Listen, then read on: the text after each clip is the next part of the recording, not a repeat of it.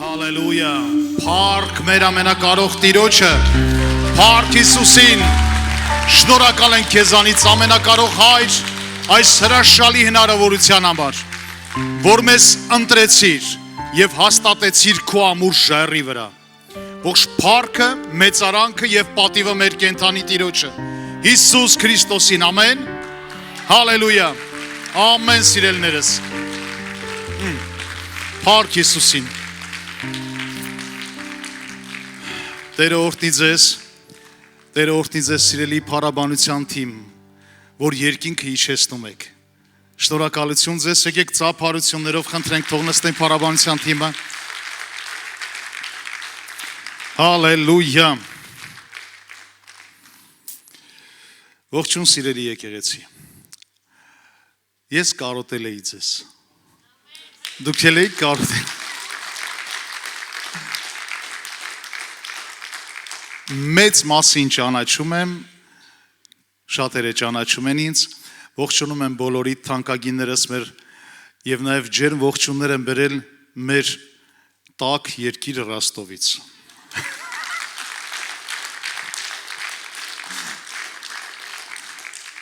Սիրելիներս, խնդրում եմ ժպիտը դեմքիդ։ Մի հատ այնց հավեսով ժպտա կողքինիդ ու նստի, որ Տիրոջ ներկայությունից հալվի։ Անես չլինի Տիրոջ ներկայությունից երկինք գնա, Տիրոջ ներկայությունից հալվի, ամեն։ Շնորհակալ եմ Աստծուն այս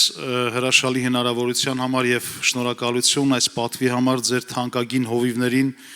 իմ եղբորը Կարենին եւ քրոջս Նարային, Տեր օրհնի ձեզ։ Իմ համար մեծ պատիվ է լինել այստեղ ձեր կողքին ու ծառայել։ Որ կարոտում եք, լավ ենք անում։ Կարոտը լավ բան է։ Հենց շատ ենք կարոտում, երևում ենք։ Ամեն, համելիշ լավ է լույսերը միացրին։ Ես մտածում էի, որ մարդ չտենամ, ես կգնամ։ Փառք Տիրոջը։ Ով է առաջի անգամ էստեղ, սիրելիներս։ Ընդհանրապես առաջին անգամ։ Փառք Աստծուն ձեզ համար թանկագիններս։ Եկեք բարձր ծափարենք։ Ինչ հրաշալի է լինել Տիրոջ կենթանի եկեղեցում, որտեղ ամեն անգամ կենթանի ջրերի պես Տերը նորոգում է եւ նոր մարդիկ են գալիս։ Ու եկեղեցին աճում է եւ մեծանում։ Ամեն։ Որ խնդրեմ մեխոն մի քիչ կցածրացնեք, ոնց որ ես ին վրա խոսալուց ելնեմ։ Փառք Հիսուսին։ Սիրելիներս, ես գիտեմ, որ բոլորդ եւ մեծամասնությունը գիտեք Աստծո խոսքը։ Ընթերցում ենք, քարոզներ ենք լսում, բայց ասեմ, որ ամեն անգամ Աստվածաշունչը նույն խոսքի մեջ մի նոր տեսանկյունից մի նոր հայտնություն է բացում ամեն մեկիս համար։ Եվ կրկին անգամ ընթերցելով նույն տեղը դու մի նոր հայտնություն ես ստանում եւ բժշկություն է գալիս քո կյանքի մեջ։ Ուրախություն է գալիս, նորոգվում ես։ Ու ամենակարևորը զարմանում ես, որ չէ որ երեք էի կարդացել, բայց այսօր էլ ընթերցում եմ եւ Սուրբ Հոգին մի նոր տեսանկյունից բացում է ինձ այս հայտնությունը։ Շատերը ասում են, այդ Աստվածաշունչը քանի ատարի կարդում եք, չվերջացավ։ Ասում եմ, չէ, ամեն անգամ նույն նոր հատորներ է դուրս գալիս։ Գիտես, իրականում Աստվածաշունչը մի շատ մեծ չի, բայց ինքը մի ամբողջ կյանք է, որը անավարտ է, որը ունի սկիզբ, բայց չունի ավարտ։ Եվ Աստված իր կենթանի զորությունով եւ իր կենթանի ներկայությամբ իր խոսքը նորոգում ամեն անգամ մեր կյանքերի մեջ, ամեն, երբ որ մենք ընթերցում ենք։ Եվ այսօր էլ ես մի նոր բան չեմ ասելու, բայց թող Աստծո Հոգին բացի են խոսքի հայտնությունը, որը կուզեմ ձեզ հետ կիսվել։ Հայտնությունով բացվի այս խոսքը մեզ։ Մի նոր տեսանկյունից, որովհետև ես գիտեմ, որ դուք այս խոսքը անգիր գիտեք ու կարդացել եք։ Ով է կարդացել են տեղը, որ Հիսուս Քրիստոսը քաղաքից դուրս եկավ, գնում էր եւ սոված էր եւ մի թզենի տեսավ։ Մի թզենի տեսավ, որը փարթամ տերևներ ուներ, որը շատ փարթամ ծառ էր։ Մատթեոս 21-րդ գլխում 18-ից 19-րդ խոսքերում է գրված այս պատմությունը, եւ այստեղ ասում է Հիսուսը առավոտը, երբ որ ետ էր դառնում քաղաք, սովեց եւ ճանապարհին մի թզենի տեսավ, մոտեցավ եւ նրա վրա պտուղ չգտավ, բացի տերևներից, եւ ասաց. այլևս քեզանից պտուղ չլինի հավիտյան, եւ թզենին իսկույն չորացավ։ Սա իրականում շատ հետաքրքիր պատմություն է ու հետաքրքիրը նրանում է, որ Հիսուս Քրիստոսը երբ որ տեսավ այդ թզենին, փարթամ տերևներով մոտեցավ, որ պտուղ քաղի ու պտուղ չգտավ թզենու վրա։ Եվ ասեց, թող երբեք էլ քեզանից պտուղ չլինի, եւ այդ թզենին չորացավ։ Այս պատմության մեջ մի հետաքրքիր հարց տամ։ Հիսուսը ինչքան պիտի սոված լիներ, որ երբ որ թզենու վրա պտուղ չգտավ, ասես թող չորանա։ Պատկերացնում եք ինչքան էր սոված Հիսուսը։ Զարմացած ինձ եք նայում։ Այսօր ես ձեզ զարմացնելու եմ։ Ո՞վ է հավատում, որ Հիսուսը սովածանում էր։ Հլը նայ, հա։ Գիտեք հետաքրքիրը որն է։ Այո, Հիսուսը սովածանում էր, որովհետև գրված է, որ Հիսուսը սովեց եւ հաց կերավ։ Մեր հայ տղամարդկանց մոտ դա շատ լավ գործում է, չէ՞, որ աշխատանքից սոված գալիս ես ճաշը մի քիչ ուշանում է, թե չէ։ Ահա, ու կանայք սենց են անում, այո։ Խեղճ կանայք։ Գիտես, ասում է տղամարդու ուրախությունը ստամոքսով է, որ փորը կուշտ է լինում, ամեն բան լավ է լինում։ Բայց Հիսուս Քրիստոսին սա չի վերաբերում, սիրելիս, որովհետև Հիսուս Քրիստոսը այնպես չէր, որ սոված էր, թզենու վրա պտուղ չգտավ եւ այդ թզենին չորացավ։ Գիտեք, երբ որ մենք նայում ենք Մատթեոս 4-րդ գլուխ, Հիսուս Քրիստոսը 40 օր ծոմ պահեց։ 40 օր։ Մենք երևի որ ծոմ ենք պահում 3 օր, որ պահում ենք հերոսի կոչում են տալիս։ Ո՞վ է 4 օր ծոմ պահել։ Ստեղ չեն։ Ես տենց էլ գիտեի։ Ով 4 օր ծոմ պահի ու ստեղ կարա լինի։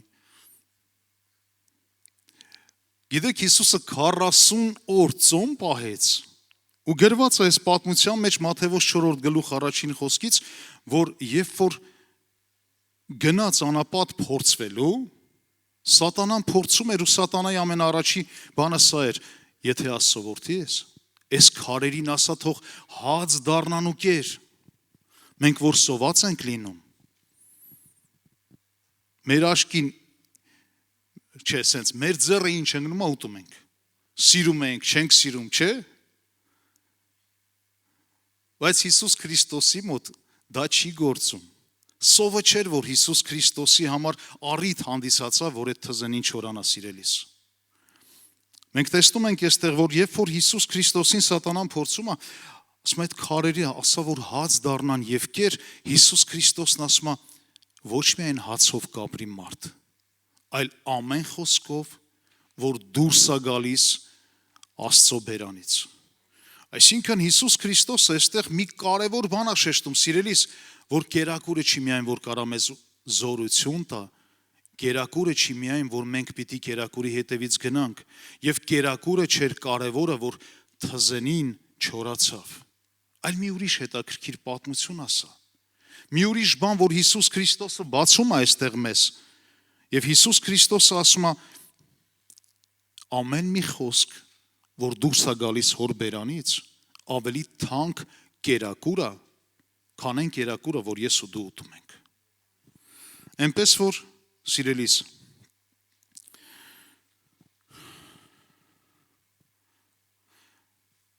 մենք հասկանում ենք, որ Հիսուսը սովից չէր, որ այդ թզենին ասեց եւ չորացրեց։ Եվ հաջորդ հարցը, որ առաջանում է, ինչու հենց թզենին, ինչ ուրիշ էլ ծառ չկար պտղատու, պտղաբեր, որ Հիսուսը մոտենար այդ ծառին ու այդ ծառի պտուղը վերցներ, ինչու հենց թզենին։ Ով գիտի, թզենին քանի անգամ է պտուղ տալիս։ Ոնց 3-4 անգամ, փառք Աստծո։ Հիմա ասեմ, որ թզենին 2-ից 3 անգամ պտուղ է տալիս։ 2-ից 3 անգամ։ Եվ թզենին ունի շատ հետաքրքիր մի հատկություն։ Դա կախված է նաև նրանից, թե ինչ կլիմայական գոտում է գտնվում թզենին։ Եթե մենք տեսնում ենք այլ պտղատու ծառեր, տանձ, խնձոր, երբ որ պտուղը հասունանում է, ինչ է լինում ծառից։ Ընկնում է։ Նյուտոնը դրանից էլ հայտնություն ստացավ։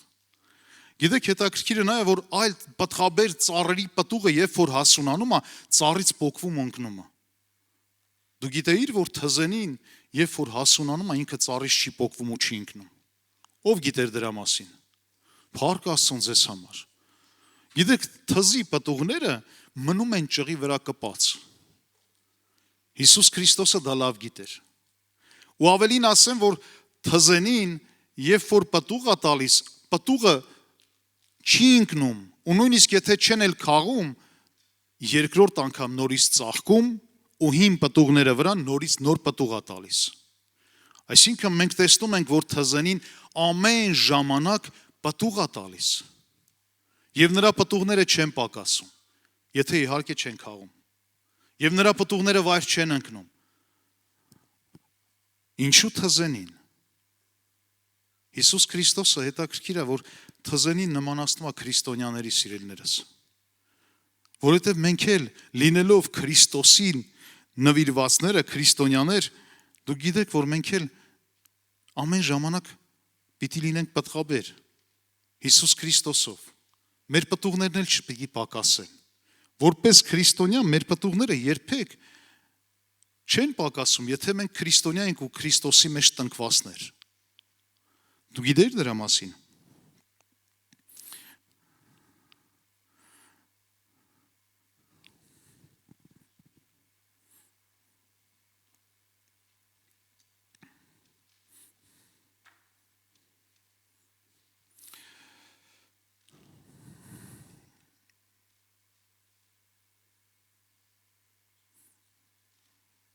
Փառք Հիսուսին։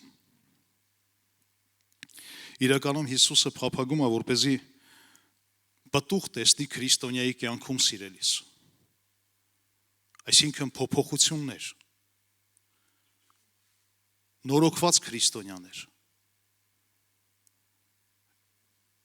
Մեր պտուղները չեն պակասում, բայց ելի մենք որպես քրիստոնյա նոր պտուղներ ենք տալիս։ Որովհետև Հիսուս Քրիստոսով մենք գտնվում ենք այնպիսի մի բարենպաստ կլիմայական գոտում Հիսուս Քրիստոսի մեջ, որ անհնար է, որ մենք պտուղ չտանք։ Անհնար է, որ մենք պտուղ չտանք, սիրելիս։ Քրիստոսով անհնար է, որ դու չլինես պտղաբեր։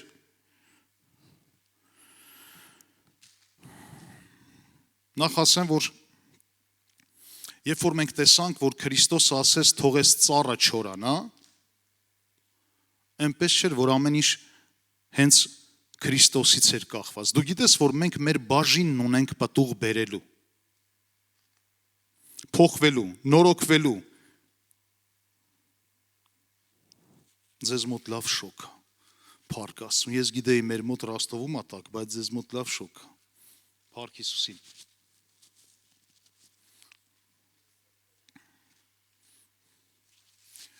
Պտուղ բերելու համար ասում ենք, ով աղոթում էսպես, Տեր իմ Աստված, խնդրում եմ օգնիր ինձ փոխվեմ, նորոգվեմ։ Մեծ մասս, ես էլ, հա? Փոխվում ու նորոգվում ես, հա? Օրինակի համար, քո ընտանիքի անդամների համար, որ աղոթել ես, փոխվել ու նորոգվել են, թե էլ փոխվելու տեղ ունեն։ Տեղ ունեն, չէ՞։ Իսկ դու, մենք բոլորս էլ տեղ ունենք, չէ՞ փոխվելու։ Իսկ կան հենց բնագավառ, որ աղոթում ես ու հələ չի փոխվում քո անձնական կյանքում։ Ո՞վ է մեղավոր։ Երևի Հիսուսը չի ուզում փոխի, ինձ դուրը գալիս ես այտենց, որ Հիսուսը քեզ չի ուզում փոխի։ Չէ՞։ Գիտեք սիրելիներս, երբ որ մենք աղոթում ենք, որպեսզի Հիսուս Քրիստոսը մեզ փոխի, ես մի բան եմ հասկացել, Ոչ միայն Հիսուս Քրիստոսից է կախված մեր փոփոխությունը, այլ մեզանից էլ է կախված։ Մենք էլ մեր բաժինը ունենք անելու։ Համաձայն ես։ Որ մենք բաժին ունենք անելու։ Հայտնության գրքում 3-րդ խոսքում շատ հետաքրքիր բան է գրված, առաջինից 2-րդ խոսքերում, Հայտնություն 3-րդ գլուխ, ասում է, գիտեմ քո գործերը, որ անուն ունես, թե կենդանի ես, բայց մեռած ես, որովհետև քո գործերը կատարյալ չգտա Աստծո առաջին։ Հայտնություն 3-րդ գլուխ առաջինից 2-րդ խոսքերում հստակ գրված ասում է, գիտեմ քո գործերը, որ անուն ունես, ինչ անվան մասին է խոսքը։ Գիտեք, Հիսուս Քրիստոսը տեսավ թզենին փարթամ տերևներով, լավ անուն ուներ, հերվից։ Գիտեք, լավ ծառա, փարթամա։ Գնամ, պտուղները քաղեմ, բայց մոտեցավ ու վրան ոչ մի պտուղ չգտավ։ Ասում է, գիտեմ քո գործերը, որ անուն ունես, և կենդանի ես, բայց մեռած ես։ Ոնց կարա լինի կենդանի և մեռած։ Ադամին ու Եվային Աստված ասեց այն օրը, որ դուք այդ ծառի պտղիցը կուտեք, մահով կմեռնեք, բայց մենք տեսանք, երբ որ կերան, նրանք մահով չմահացան, նրանք ֆիզիկապես կային, կենդանի էին, բայց հոգևոր մահ իջավ նրանց վրա։ Այսօր էլ Հիսուս Քրիստոսը ասում է մեզ, որ տեսնում եմ քո գործերը և անուն ունես, թե կենդանի ես, բայց մեռած ես,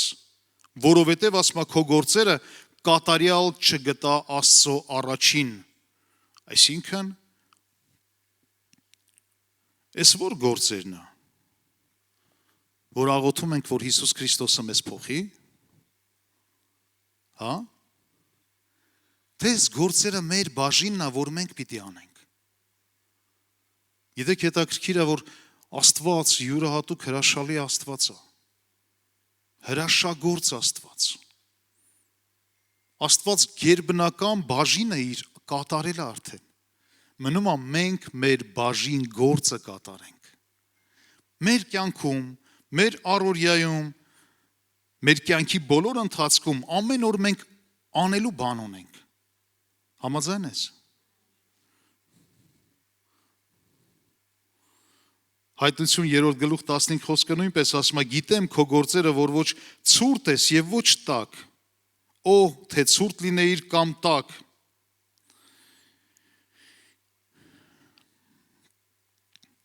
Հիսուս Քրիստոսը ոչ միայն,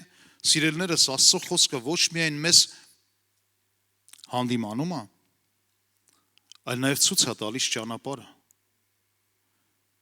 Անկեղծ ասած կարելի է այսպես ասել, որ մեծ մասամբ, երբ որ մենք նայենք, կասենք, լսի, շատ դժվար է փոխվելը։ Իրականում շատ դժվար է փոխվելը։ Ինչու է դժվար փոխվելը։ Որովհետև մենք ծնվել ենք այն միջավայրում,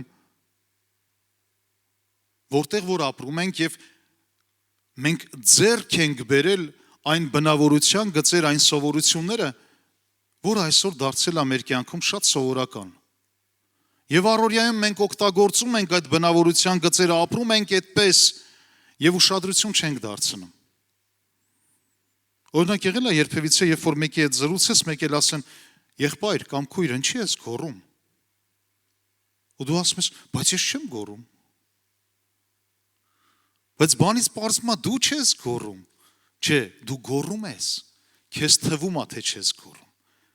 Դու բարձր ես խոսում և քեզ թվում է, թե դու բարձր չես խոսում։ Դու չես տեսնում, որովհետև դա քո սովորությունն է։ Բայց կողքից դա շատ լավ նկատելի է։ Կամ եղել է այնպես, որ ինչ-որ մի բան հարցնես և դու նենց գեղեցիկ պատասխան տաս, մեջն էլ մի քիչ սուտ, ճոխացնելով, մենք հայերս սիրում ենք, չէ, ճոխ պատասխան տանք։ Մի հատ այսքան բան ենք լսում, 2 հատորանոց պատասխան ենք տալի։ Բա լավ, այն 2 հատորը որտեղից մենք ենք հորինել։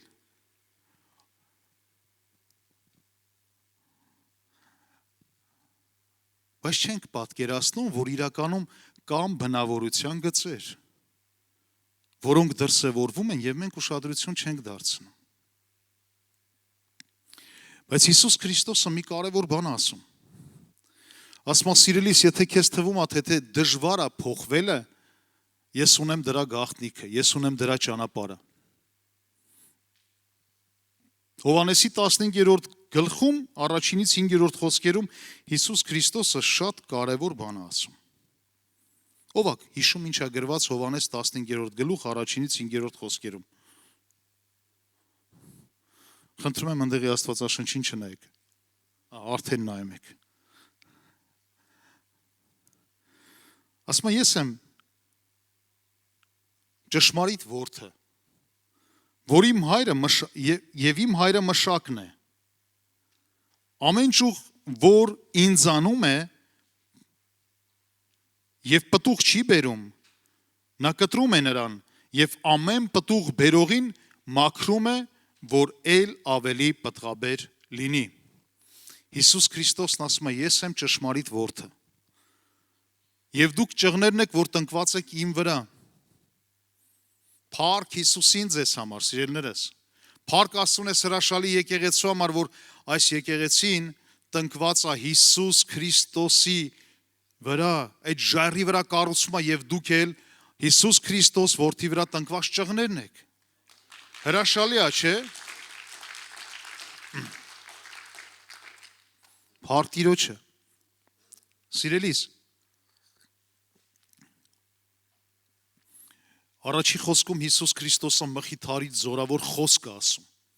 Եկեղեցին Հիսուս Քրիստոս ժայռի վրա է կառուցում և դուք այդ ճղներն եք, որ տնկված եք Հիսուս Քրիստոսի վրա։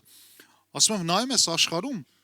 մենք էլ ենք եղել աշխարհում ժամանակին և չենք ճանաչել Աստծուն, չենք իմացել եկեղեցին ինչ բան է, Աստծո խոսքը ինչ է ասում, մենք էլ չենք իմացել, բայց աշխարհում ապրելով մենք կարծել ենք, թե ամեն ինչ լավ է, ամեն ինչ ճիշտ է, ամեն ինչ հրաշալի է, բայց բանից պարզվում է, որ լավ է գոնե այստեղ Հիսուս Քրիստոսի վրա ենք տնկված, իսկ այնտեղ որտեղ ենք, աշխարհում։ Այստեղ գոնե պտուղ ենք բերում բարի, այնտեղ ինչ պտուղ ենք բերում։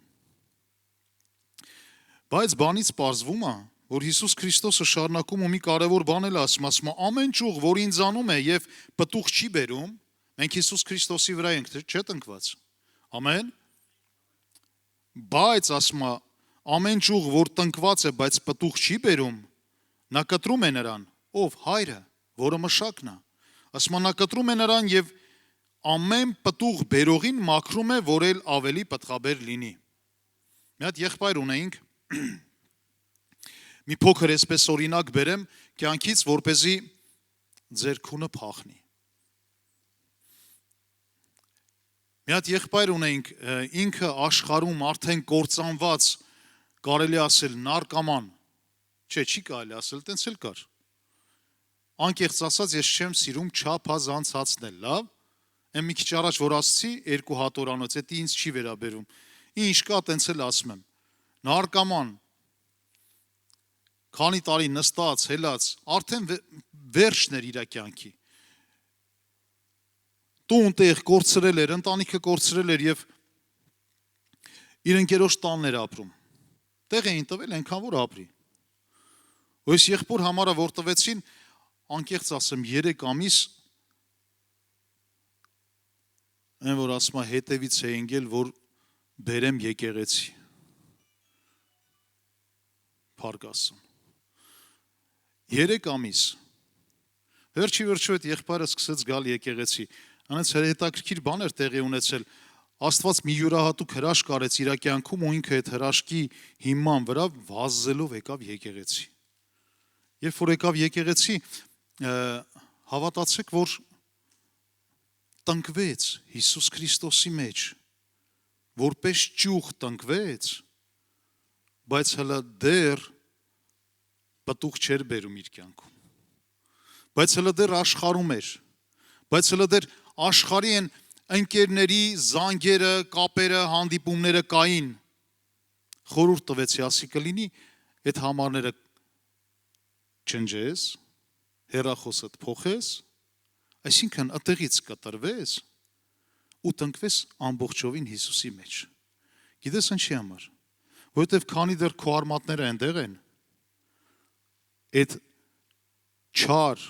ընկերակցությունները ապականելու են քո բարի վարք։ Հələ դեռ չես ձեռք բերել բարի վարք, բայց արդեն չեն էլ թողելու։ Այնքան լավ կլինի, որ կտրվես, ասում եմ, ու հաստատվես Աստծո մեջ ու թույլ տաս Աստված քեզ դարձնի պտղաբեր։ Աստված քո կյանքը փոխի ու նորոգի։ Սիրելիներս, փառք Աստծուն այդ երիտասարդի համար, որ ինքը լսեց, կտրեց իր բոլոր կապերը, հաստատվեց եկեղեցու մեջ, ու այսօր փառք Հիսուսին, այսօր ծառայող է մեր մոտ եկեղեցում։ Նրա ձայնը դուք նույնիսկ մեկ-մեկ կլսեք YouTube-ով կամ մեր Ռաստով Վոլի ալիքով, որովհետև ինքը ձայնագրվում Աստծո խոսք եւ հեռարձակում ենք։ Տերը օրհնի իրան եւ Տերը օրհնի ձեզ։ Այնպես որ այստեղ խոսքն ասում ամեն ճյուղ, որ ինձանում է եւ պտուղ չի բերում, նա կտրում է նրան եւ ամեն պտուղ բերողին մաքրում է, որ էլ ավելի պտղաբեր լինեն։ Դուք արդեն մաքուր եք այն խոսքի համար, որ ձեզ հետ խոսեցի, ասում է Հիսուս Քրիստոսը։ Մնացեք, տեսեք Հիսուսը այստեղ կարևոր մի բան ասում, երրորդ խոսքում ասում է, դուք արդեն մաքուր եք այն խոսքի համար, որ ես ձեզ հետ արդեն խոսեցի։ Հիսուս Քրիստոսի խոսքն է, որ մեզ հաստատեց եկեղեցու մեջ։ Հիսուս Քրիստոսի խոսքի շնորհիվ է, որ մենք այսօր հայտնություն ունենք ու մեր հին մարդը թողել ենք, այսինքն մեր հին անձը թողել ենք, մեր հին էությունը թողել ենք ու հաստատվել ենք Հիսուս Քրիստոսի մեջ։ Եվ Հիսուս Քրիստոսը կարևոր բան ասում, դուք արդեն մաքուր եք այն խոսքի համար, որ ձեզ հետ խոսեցի, միայն թե մնացեք ինձանում եւ ես ձեզանում։ Ինչպես որ ճյուղը իր անձիցը կարող չէ պտուղ բերել, եթե որդումը չմնա, այնպես էլ դուք, եթե ինձանում չմնաք, պտուղ չեք կարա բերեք։ Հիսուս Քրիստոսը ասում է սիրելիներս, լավ է, չէ որ գալիս ես եկեղեցի, ուրախ ես, չէ որ եկեղեցու մեջ ես։ Հրաշալի է, չէ, ես հրաշալի ընտանիքի մեջ լինել ու այսպես հրաշալի հարազատներ ունենալը։ Ամեն կիրակի գալիս ենք, մեկս մեկի տեսնում ենք, ուրախանում ենք, ժպտում ենք, լցվում ենք Տիրոջ ներկայությունով ու գնում ենք տուն։ Լավ է լինել եկեղեցու մեջ, բայց Հիսուս Քրիստոսը նաև մի կարևոր բան ասում է, այնքան կարևոր է, որ դուք մնաք իմ խոսքի մեջ եւ ես էլ բնակվեմ ձեր մեջ, որ ձեր կյանքը լինի պտղաբեր։ Ամեն։ Սիրում ես փոխվել։ Փոխվել սիրում ես։ Չեմ ասում 5 րոպե մեկ մտնես քո պահարանը բացես, շորերդ փոխես դուրս գաս։ Դրա մասին չի։ Սիրում ես, որ նորոգվում է քո ներսը, հայտնություն ես ստանում։ Եթե մի ժամանակ ինչ որ խնդիրներ կար, որ քեզ կապանքների պես բռնել էր, մեկ էլ Աստծո խոսքը ճշմարտությունը, երբ որ սկսում ես իմանալ, գիտակցել ու գործի դնել քո կյանքում, տեսնում ես պտուղներ, տեսնում ես փոփոխություն, տեսնում ես նորոգվեցիր այդ հայտնությունը վերցնելով։ Այնպես որ սիրելիս, շատ կարևոր է, որ մենք մնանք Տիրոջ խոսքի մեջ եւ Հիսուս Քրիստոսն էլ բնակվի մեզանում, որովհետեւ խոսքն ասում է, եթե ինձանում չմնաք, եթե ճյուղը տնկված չլինի որդի վրա, պտուղ չի բերի։ Ասեմ ավելին, եկեղեցին մի հրաշալի վայր է, որտեղ մենք գալիս ենք հանդիպենք Հիսուս Քրիստոսին։ Բայց դեռ մեր գալ եւ գնալը բավական չի, որ մենք դառնանք պտղաբեր սիրելիս։ Հիսուս Քրիստոսը ավելի մեր ուշադրությունը կենտրոնացնում է, որ մենք խոսքը վերցնենք եւ խոսքի շնորհիվ եւ խոսքի միջոցով մեր բաժինը կատարենք, որպեսզի մենք նորոգվենք ու փոխվենք։ Ամեն։ Հայտնությունը ստանում ենք, բայց այդ հայտնությունը կարա մեր դուրը գա։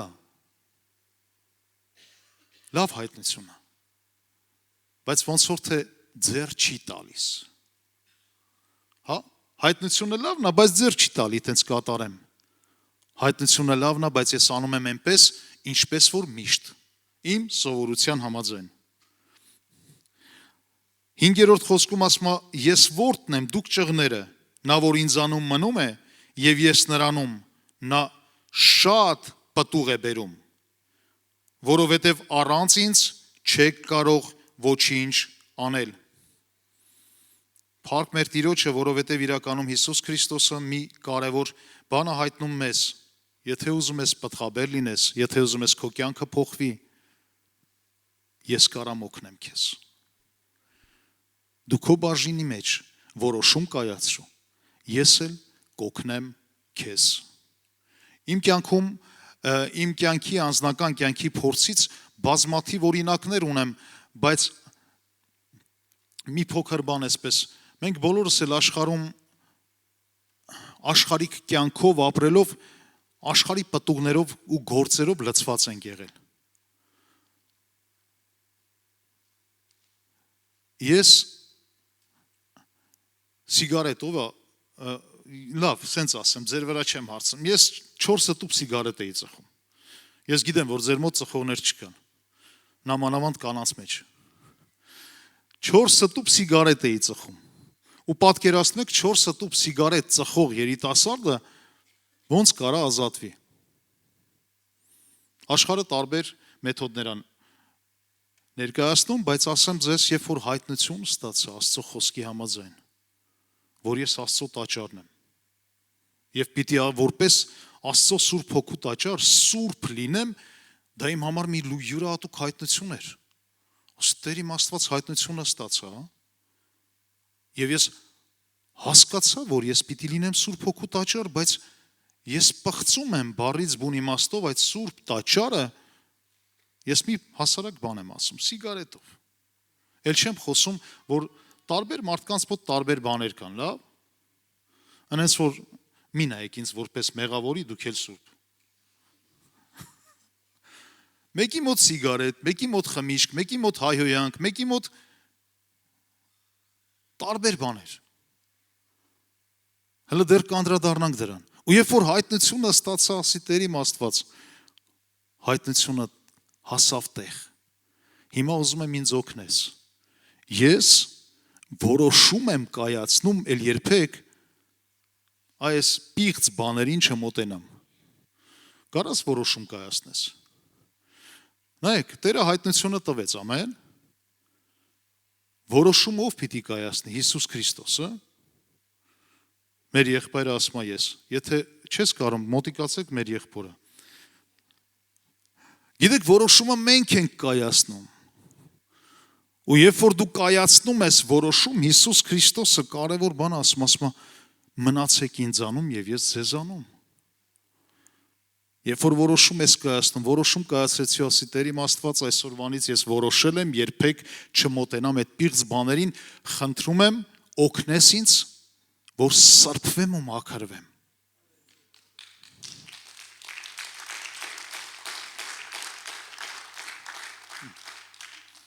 Շուտ եք ծափարում, մի չեմա ծխում եմ։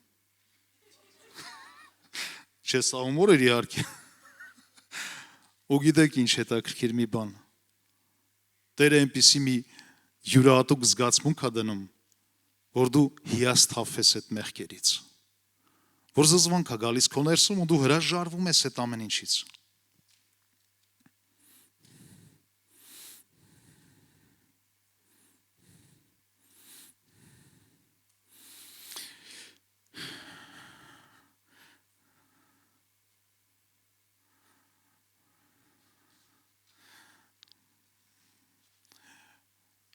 Փառք Հիսուսին, ձեր համբերության համար։ Քանի տեսակ քրիստոնյա գիտեք։ Մեկդ մեկի մի նայեք, խնդրում եմ։ 2 տեսակ։ 2։ 3, որ խնդրեմ, կասեք որն է։ Ահա։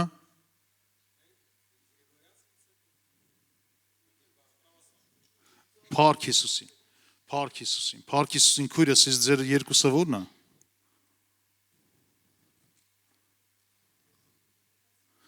Լավ, լավ, թաքուն պահենք, մնա ձեր մեջ, փառք Աստծուն։ Գիտեք, երկու տեսակ քրիստոնյա ինչի եմ ասում։ Մեր եղբայրը ճիշտ ասեց, բայց ես ընդհանուր խոսում եմ ոչ թե քրիստոնեական ճյուղավորումների մասին, այլ ես ուզում եմ խոսեմ ընդհանուր քրիստոնյայի մասին, որ մի տեսակ պետք է լինի, բայց չգիտես ինչի երկու տեսակ քրիստոնյա կա։ Ո՞րն է այդ երկու տեսակ քրիստոնյան։ Ես չեմ շփոթվում, սիրելիներս, հիմա ասեմ, առաջի տեսակը գիտեք ո՞րն է։ Կրոնապա եւ կրոնասեր քրիստոնյաներ։ Երկրորդ տեսակը ո՞րն է։ Որ ճանաչելով Աստծո խոսքը, ապրում են Տիրոջ կենթանի խոսքով։ Մենք կարանք կրոն, ինչա կրոն, այսինքն ծես, ձև, ինչ որ մի ձև մենք վերցնում ենք եւ փորձում ենք դրանով մեզ մխիթարենք։ Դրա մասին Աստվածաշունչը բազմաթիվ պատմություններ ունի։ Սամարացու պատմությունով գիտի։ Գիտենք, չէ՞։ Չպատմեմ։ Լավ, պատմեմ չիմացողների համար։ Մի մարդ, որը ճամփորդում էր, ավազակները բռնում են եւ նրան ծեծում, թալանում եւ կիսամեռ վիճակով գցում են մի անմարդաբնակ տարածքում։ Ասում մի քահանա, որը քահանա էր, որը եկեղեցու ծառայող էր, ասում մի քահանա այդ տեղով անցնելուց տեսնում է այդ մարդուն կիսամեռ վիճակով ու չի մոտենում։ Ասում լսի, ես քահանա եմ, շտապում եմ, կարևոր ավելի գործ ունեմ։ Թողնում է այդ մարդուն գնա քահանայական ծեսերը անելու։ Ասում մեկ ուրիշն էլ անցնելով այդ տեղով, այն մի ուրիշ ով էր, ով կհիշի։ Ղևտացին։ Ասում մի ղևտացել այդ տեղով անցնելուց էլի տեսնում ու ասում լսի, ես ավելի կարևոր գործ ունեմ։ Ժամանակ չունեմ, այս մարդուն տրամադրեմ ու թողում ու գնում է իր գործերով։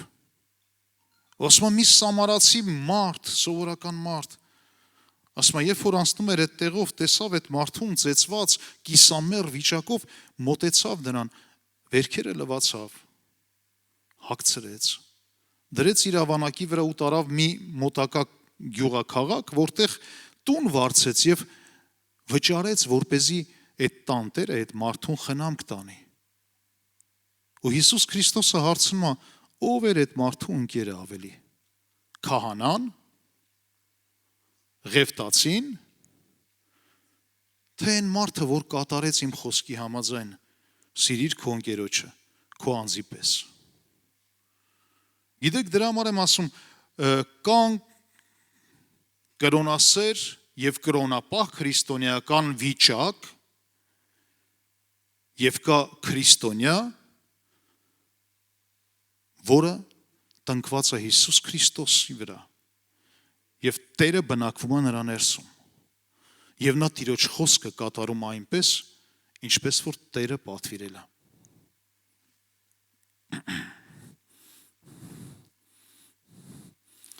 Հովհաննեսի 14-ի 21-րդ գլխում կներեք 14-րդ գլխի 21-րդ խոսքում ասում է.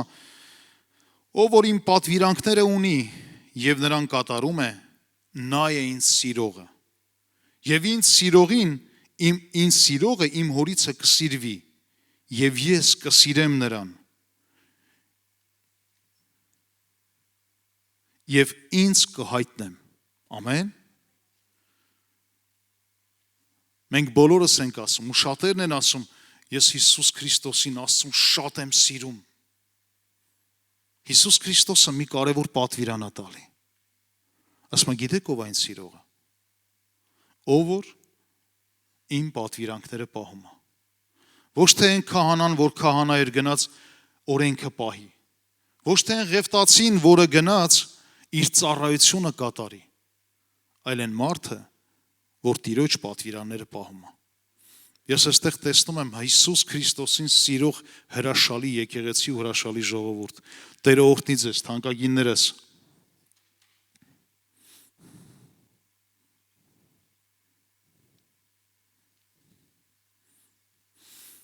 Ով է հավատում, որ մենք կարանք Աստծո խոսքին համապատասխան ապրենք ամբողջովին։ Փառք Հիսուսին։ Իրականում, եթե առանց Հիսուս Քրիստոսի ես դժվար է։ Եթե Հիսուս Քրիստոսի հետ ես, հեշտ է։ Խոսքը ինչ ասում, ամեն բան կարող եմ ինձ զորացնող Հիսուս Քրիստոսով, ամեն։ Իրականում առանց Հիսուս Քրիստոսի դժվար է, սիրելիներս։ Բայց Հիսուս Քրիստոսով շատ հրաշալի է ու շատ հեշտ, որովհետև ոչ թե դու ես, այլ Տերն է տալիս այդ զորությունը եւ իմաստությունը հաղթելու ամեն իրավիճակներին։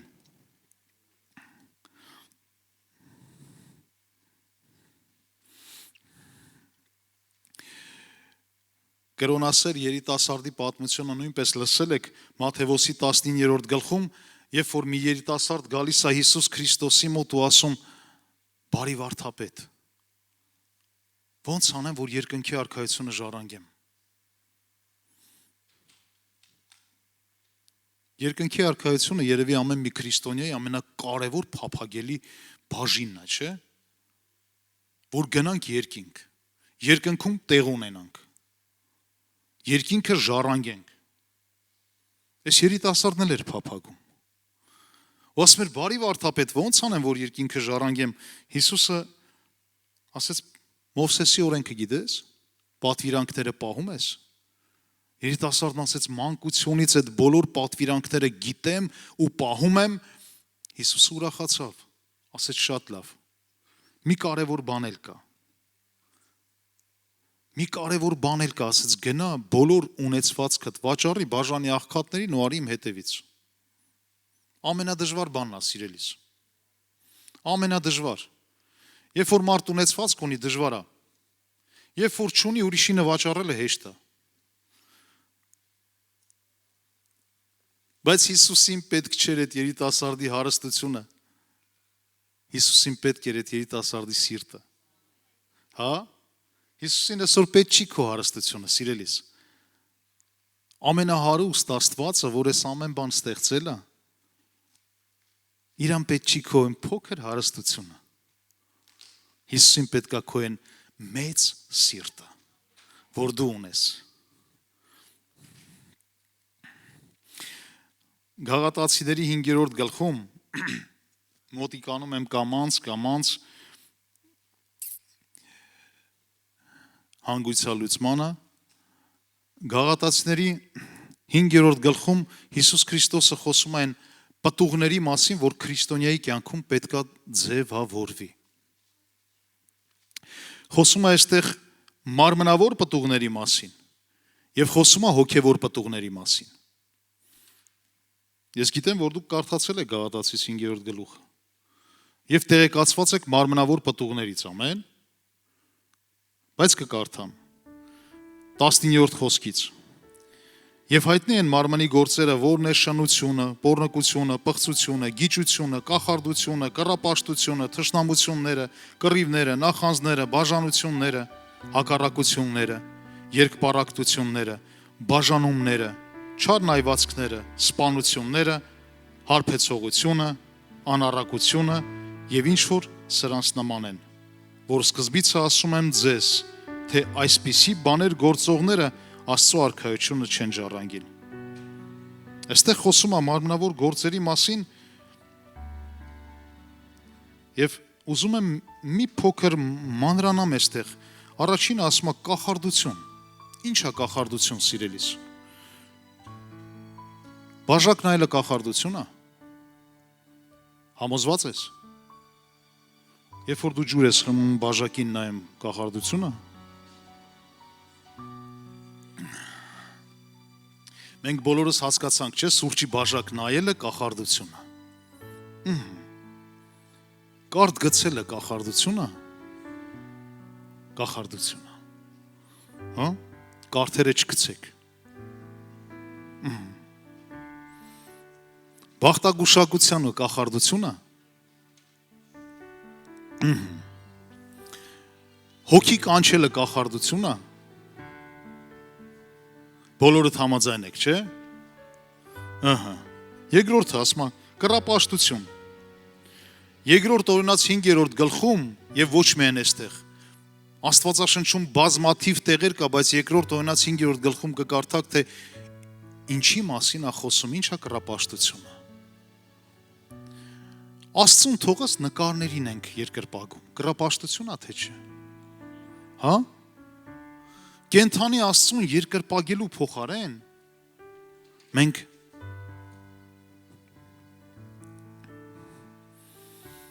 պաշտամունքի առարկա ենք դարձնում տարբեր իրեր ու առարկաներ, փայտից, նկարներից, ոսկուց, արծաթից, մի պատմություն պատմեմ, 2 ժամանոց, ով է համաձայն, ժամուկես, լավ, 3 ժամ, 2 ժամ, գիտեք, բախտ վիճակվեց, մեքենաս խափանվեց, փոխանակ ասեք անբախտ, ասում է բախտ վիճակվեց, ու առանց մեքենայի գնացի Հայաստան, երբ որ առանց մեքենայի գնացի Հայաստան, բանից պարզվեց այն մեքենայով, որ գնում եմ, ինձ պիտի տաներ միջև Դիլիջան, Դիլիջանից էլ Երևան դեռ պիտի հասնեի ու Դիլիջանից ինձ ճանապարհեցին Երևանի, ոնց է կոչվում, երթուղային տրանսպորտով գազել, երթուղային տրանսպորտ գազել, ես զարմանում եմ, գազելյանը որտեղից են կպցրել, ուրեմն ժողովուրդ գազել էր, գազել, այդ ամառվա շոքին կոնդիցիոներ պետք չէր, այնքան ճեղքվածքներ կար վրան, մի կեսն էլ ցեցերն էին կերը, իսկական կոնդիցիոներ էր, ուրեմն այս վարորդի հայելին որ կա, այդ հայելու ներքևը երևի որ սուտ չասեմ 3-4 տեսակի խաչ, լուսին, չգիտեմ էլ ինչեր կախած էր սենց, երկար, ով մեքենայից հասկանում է գիտի կարոպկա պերեդաչի, չէ, փոխանցման տուփը 3-ից ենկոմ չէր աշխատում, ու հիմա սենց այդ ձենը, այդ ծուխը, այդ քամին, այդ խաչը սենց գնում գալիս ասում են վարորդի առաջ չփակի անկարծ, վերջի Դիլիջանի պավարոտներն են գնում, այնքան մեծ սենց, ու գիտեք հետաքրքիրը որն էր, հենց գցում էր երրորդ, սենց ճռոցով, հենց ընկնում էր ուրախությունից այս խաչը մի քանի անգամ սենց էր անում, ասում է Տեր իմ Աստված, հիմա ինքն է քշում, թե այս փետի խաչը, ու զարմանում եմ, հետո մեկ էլ որ հասանք Դիլիջանի չգիտեմ որ, այն ոլորանները բարձրանալուց ընդ մի հատ տակառիկ կա, ջուր է գալիս այդտեղից, էդի երևի չգիտեմ, երևի ինչ-որ խորհուրդ ունի, հենց հասանք կտե, այստեղ են ռույլը թող 2 ձեռով է խաչը սենց անում, պաչեց, բան, չգիտեմ ինչեր արեց, ասի Տեր իմ Աստված, թող այստեղ ու հավատքով ելնի մենակ հասնենք Երևան պրստենք այ մարդ,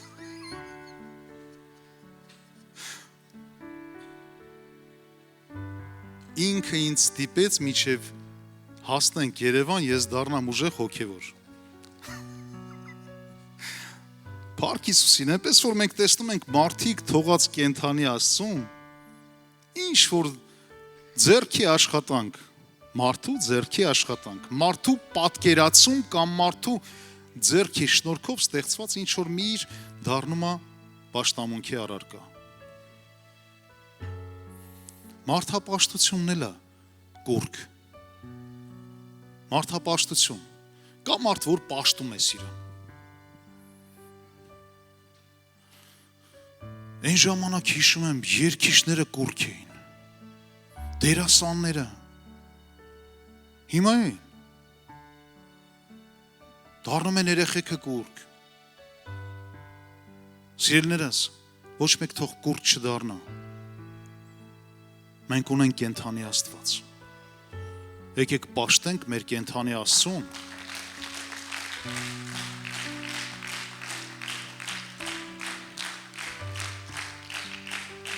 երկրպագենք մեր Տիրոջը, 2 ժամը լրաց, որ տենց ծափեք տալու, միջև չլրանա չեմ իշտել, եկեք երկրպագենք մեր կենթանի Աստծուն ու Տիրոջը սիրելիներս, իսկ ամեն մեկը մեր կյանքում լինի իր կարևոր տեղում, սիրենք, հարգենք, պատվենք, մեծ բարձրացնենք, օգնենք միմյանց, որովհետև Աստծո խոսքը ինչ ասում, որն առաջի պատվիրանը, սիրիր քո Տեր Աստծուն, ամբողջ հոգով, ամբողջ մտքով, ողջ քո էությամբ, եւ երկրորդ կարևոր պատվիրանը, սիրիր քո ընկերին, քո անձի պես, ամեն, շարունակությունը, նախանձ, չէ, ձեզ չեմ ասում, նախանձ,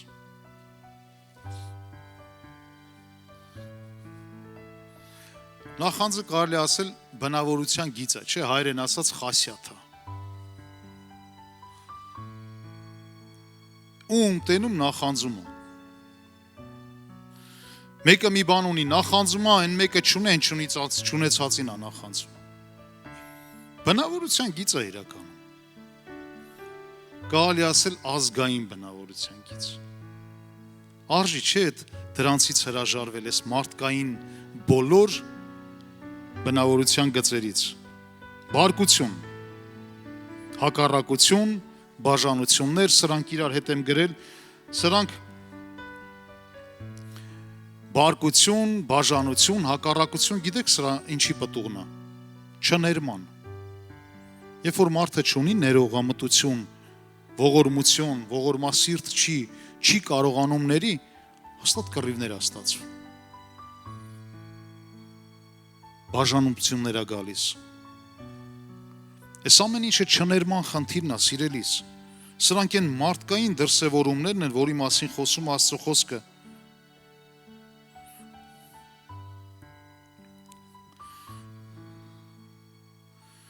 Պետրոսը հիշում եք, երբ որ Հիսուսին հարց տվեց, ասեց, եղբոր, եղբայրս իմ դեմ մի բան գործի, քանի անգամ ներեմ, Մատթեոս 18-րդ գլխում է գրված, օրինակ ինչ ես կարծում, եթե մեկը քո դեմ մի բան է գործել, քանի անգամ կարելի է ներել, էլի նույն բանը, ասում ես, նորից կրկնում է, ասում ես, նորից կրկնում է, քանի անգամ ներենք, 3 անգամը բավական է, էլի, 3 անգամ, լավ, Հիսուսի ասած թողանի, 7 անգամ, 7 անգամ 70, 7 անգամ 70, բայց դու պատրաստ ես, ենով ասեց, պարկ ասում, բայց զգում ենք չէ, որ պատրաստ չենք, պարկ ասում, որ կամ պատրաստ մարդիկ իրականում ովքեր որ պատրաստ չեն, այնքան լավ կլնի, որ խնդրենք Տիրոջը, որ Տերը օգնի մեզ, պատրաստ լինենք, իրականում պատրաստ լինենք ներելու,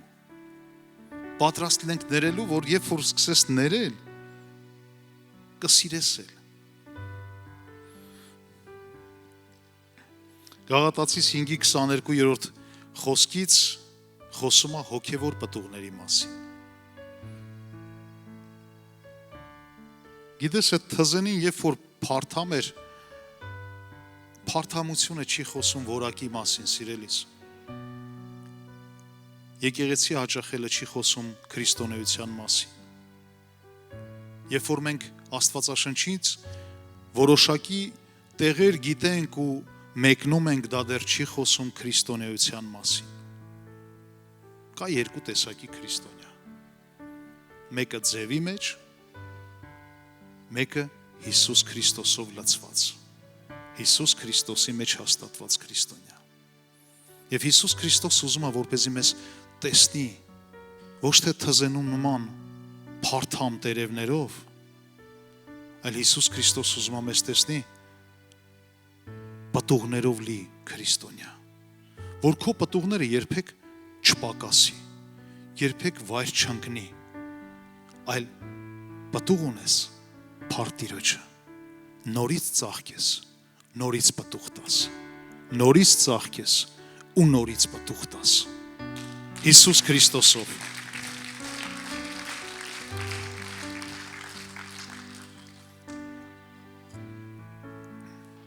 Կարդամ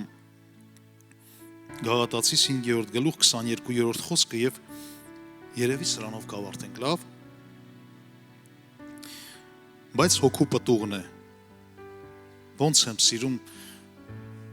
սիրում հոգու պտուղները։ Ոնց եմ սիրում։ Գիտեք ոնց եմ սիրում։ Այն որ նոր տարում գնում ես մեկի տուն, մեկ էլ տենում ես սեղանին են հայկական, այն լավ մրգերի, այն լավ չրերից դրածը, ու էլ բան չես ուտում, այդ չրերն ես ուտում։ Դրանից շատ եմ սիրում Սուրբ Հոգու պտուղները։ Սուրբ Հոգու պտուղներն են